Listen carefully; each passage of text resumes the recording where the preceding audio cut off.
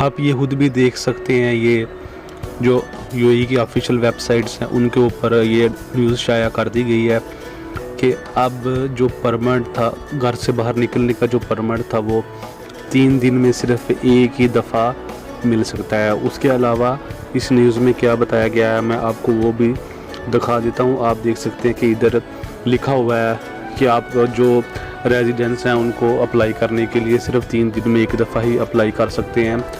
उसके अलावा अगर आप एटीएम पैसे वगैरह विदड्रॉ करना चाहते हैं मशीन से, तो उसके लिए भी आपको 5 दिन में सिर्फ एक दफ़ा ही उधर जाने का परमिट अलाउड किया जाएगा, और वो भी 1 घंटे के लिए, सिर्फ 1 आवर के लिए जो परमिट है वो इशू किया जाएगा। ये एक आप देख सकते, ये फ़ोटो के अंदर भी सारा तफसील के साथ लिखा हुआ है।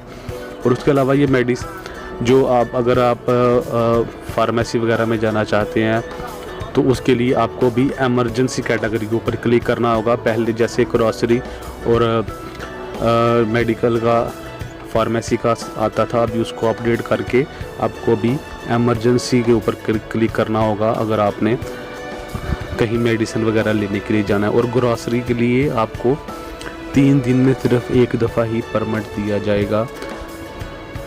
ग्रॉसरी वगैरह अगर आप ख़रीदना चाहते हैं, जैसे सुपरमार्केट, ग्रॉसरी वगैरह में जाना चाहते हैं, तो 3 दिन में सिर्फ आप एक दफ़ा ही परमिट अप्लाई कर सकते हैं। दूसरे 2-3 दिन आपका जो परमिट है वो रिजेक्ट कर दिया जाएगा।